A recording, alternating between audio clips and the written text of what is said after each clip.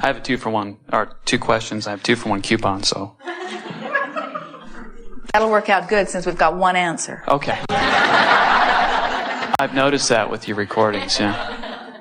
General question first. According to an earlier recording, you said all physical beings enter having agreed to forget what you're here to remind us about.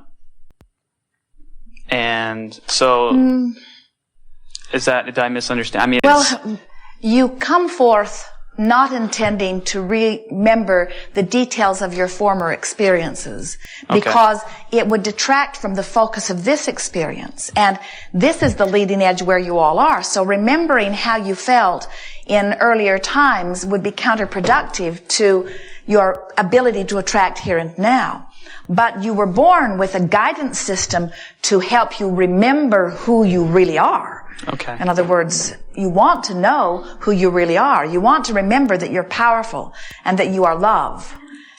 But I understood that we don't necessarily know that. We have the guidance system, you said, but we don't have the innate knowing that that's the path we're supposed to take. And then we kind of get sidetracked with religion and politics and the world as we know it.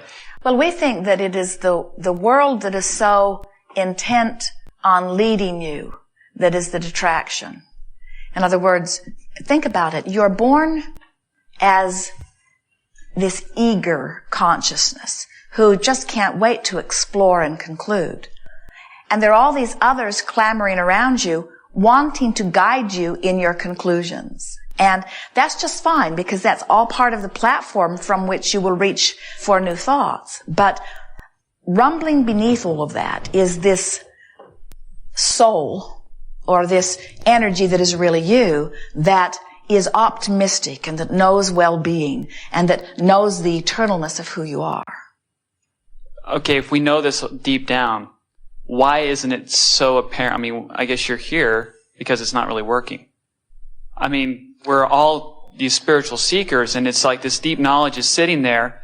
We listen to what you're saying, and it obviously resonates deep within us because we respond to it. But my question is, I was under the impression that when we're born into the physical, we forget it, and then we have to relearn it. And my question is, why are we doing that to ourselves? Well, we hear this from people often. They will say, let's see if I've got this right. I come into the experience, I feel really good for a while. Then other people sort of beat it out of me until I don't trust myself or anybody else. And then I croak. Or then I figure it out and I feel good for a while. I practice the art of deliberate creation. And then I croak. And then I reemerge again to start all over again. Right. And we can understand why it looks that way.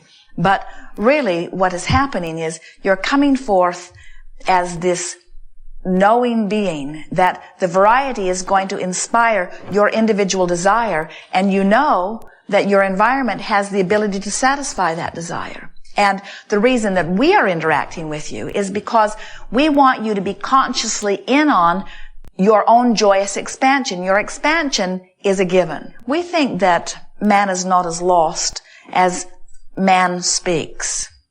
We think that there is much more joy happening than many are acknowledging. And just like the recordation of your history, we think that the recordation of your media and the recordation even of the books that are published is a very vast distortion of what most people are feeling. Look at the new babies when they come forth and just ask yourself the question, what do they know?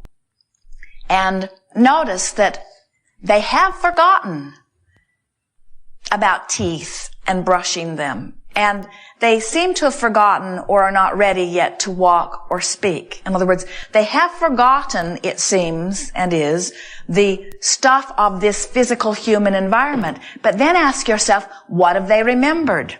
And watch them. They seem to have remembered that well-being abounds. They seem to remember to be joyful. They seem to remember how to smile easily. They seem to remember to trust. They seem to remember, and that's the thing that we want you to start focusing on a little bit about what you recall, who you are, and what you know when you are born is everything that you need to know to thrive. You are born with a sense of self and a sense of wanting self to feel good and mechanisms to bring it about in that way. Jerry, for years, has contemplated what would a natural child be? If a child could come forth and not be influenced by environment, what would a natural child be? And we say, a natural child would be a happy child. But by your standards, it would be a very backward, even uncivilized child.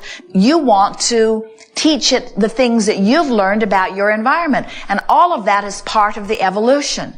So we don't ever want to make it sound like we think that your evolution is not serving you, because it certainly is. We think your ability to move about with ease serves you. We think the fact that you're not all needing to be out there figuring out where you're going to get your next meal affords you the opportunity to have this stimulating conversation with us. In other words, we think the evolution of your time-space reality is conducive to a much more joyous life experience. We don't think that it has to be one or the other. And let's talk about this for a moment. You're reaching into some places that are new, and we want to receive the benefit from it.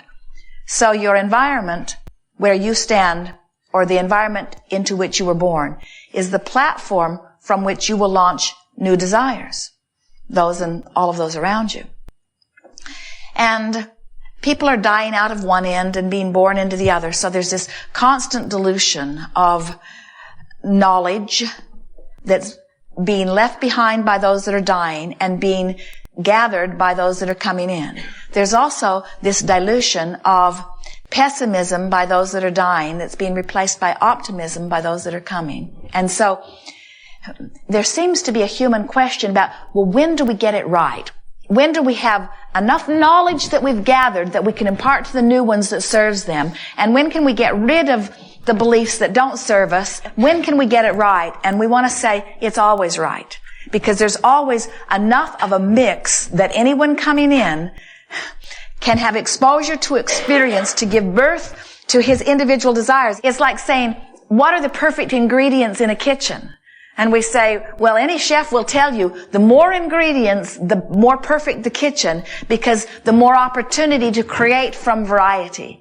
And so that's the way we see this time-space reality, the perfect creative environment where genius creators who understand well-being and who are born into an environment that will give you the expansion you need in terms of understanding your platform and being born with the connection of the true knowledge of who you are, that as you feel for it will leave you in the place of receiving all that you are wanting. It seems ideal to us. Okay. Well, in the children, you're right. The joy is just so overwhelming that it's, it's infectious. Everyone feels it when you're around a kid. Why isn't it able just, you're not told how to breathe. You just do it. Why isn't this similar to that?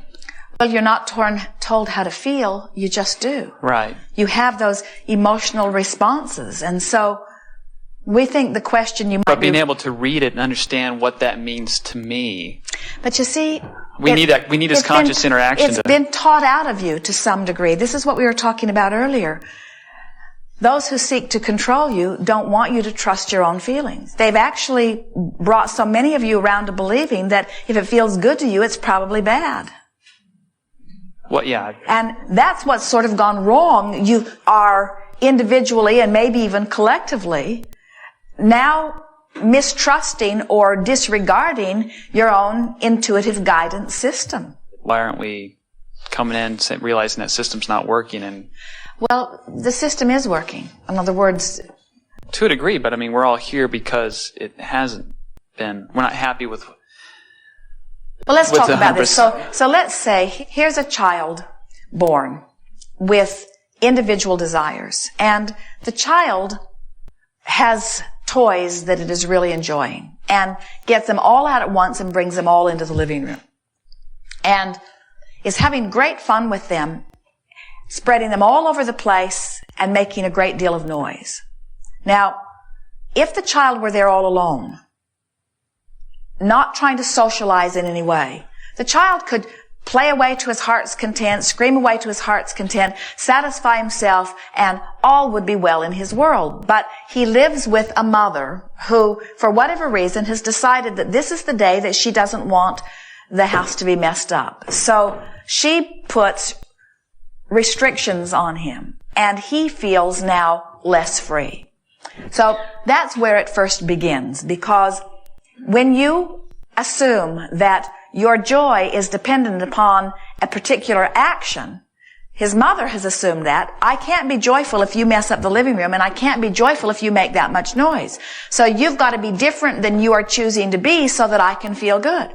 And he is saying, but mother, you are keeping me from spreading my toys all over the place, which was making me happy, and you're keeping me from shouting, which was making me happy. So your restrictions are keeping me from my joy. So here are two people that are using each other as their excuse for their lack of joy, and that is what it is all about. In other words, that's the dilemma that you're talking about. That's the trouble. In your socialization, you say, you need to be different so that I can feel better. It starts with the very basis of things.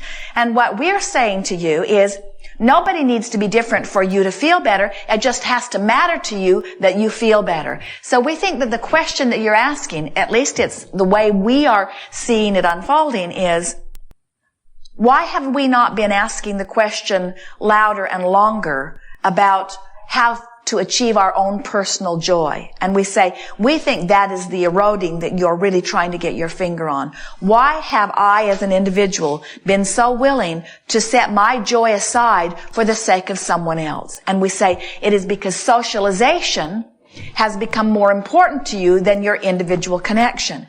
And what our work is about is to help you to understand that one doesn't have to do away with the other. You can be utterly selfish without stepping on the toes of anyone in your society. In fact, your society would be benefited by someone like you who has discovered that you can make yourself happy without them needing to perform in a particular way.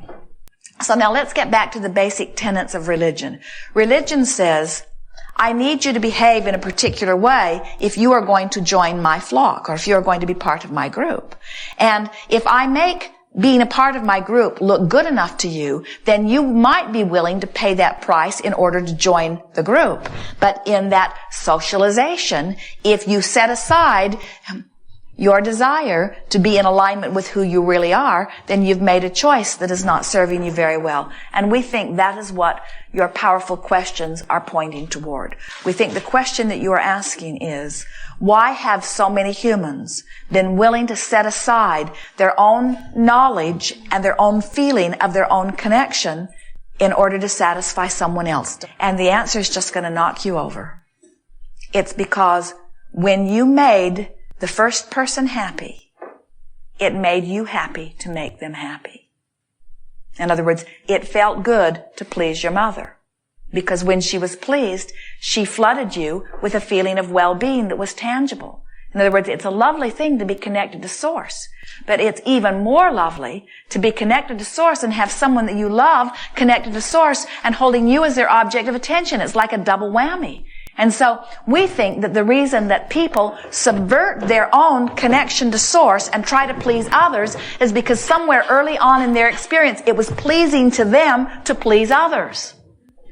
Don't you think that's interesting? So now what you're... Stop that.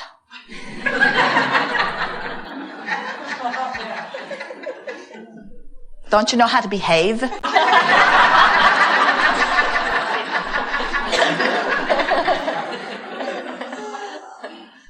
So we've come sort of full circle, haven't we?